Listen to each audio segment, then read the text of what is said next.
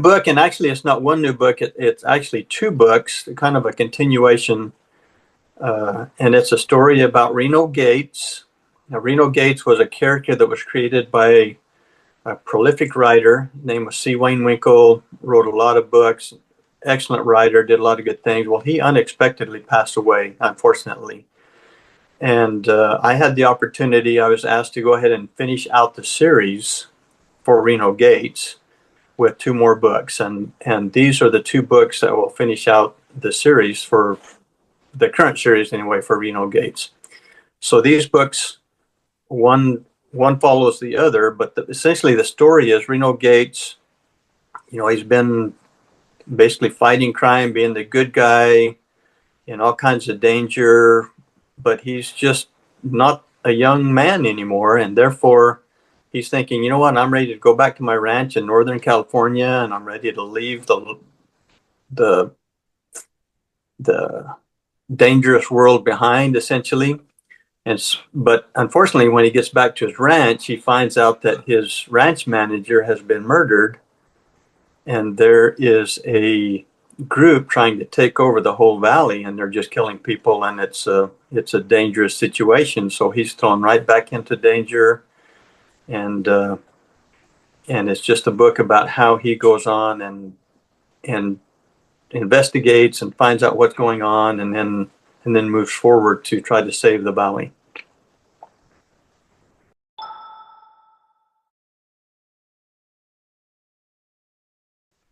I had the opportunity.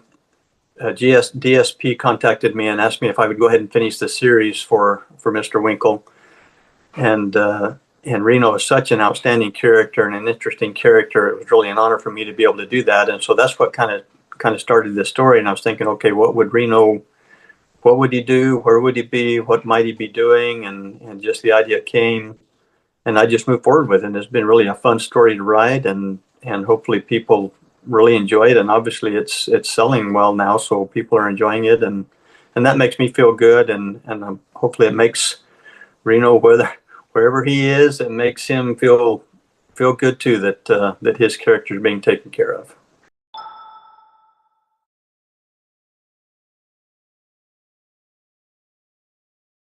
Actually, there are lots, but one in particular I really like. It just kind of came to me, and other authors will tell you the same thing. Sometimes just scenes just come to you, and you can see exactly what happened.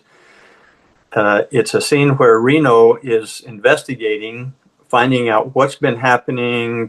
People have been murdered, and ranches have been taken over, and so he hears about a ranch that had been attacked, and so he rides into this ranch, and thinking that it's deserted, that it's been burned and everything. So he's thinking that there's nobody there, but there is someone there. It's a young man. His name's Cyrus Boone.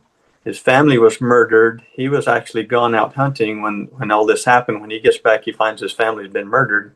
So when Reno comes riding up, Cyrus Boone's a good shot, and he shoots right just barely over Reno's head, just for a warning shot. And that just became an interesting scene and a fun scene, and that's kind of how they got acquainted.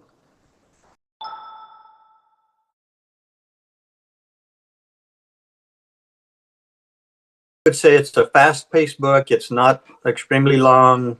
Both of them, they're in the 120, 130, 140 page range.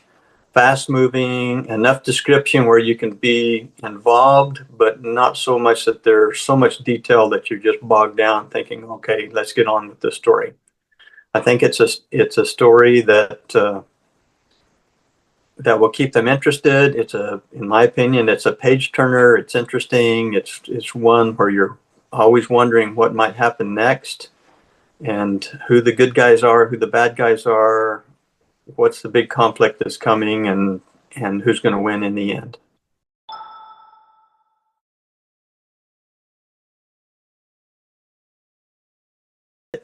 When you ask a question like that, I hope people don't think that I think that I'm a great writer, that everything turns out into roses for me. Then that's not the case at all. I've had some books that break into the top 10. I've been very fortunate.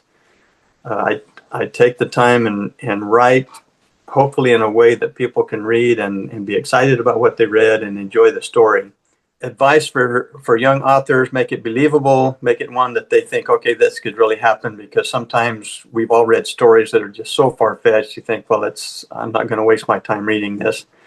Second, I would say include enough detail so that the reader can be immersed in the book, but not so much that they get bogged down and they think, okay, I really don't care that the flower has 4 red petals. Let's just move on. Let's get the story taken care of and get it moving to the end.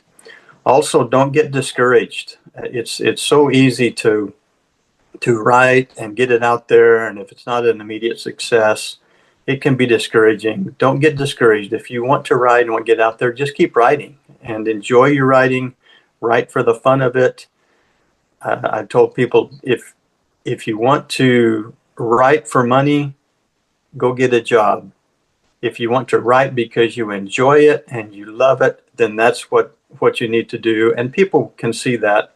In my opinion, if you're just writing for the money, the readers can see that. If you're writing because you love writing and you want to get the story out, readers can see that also.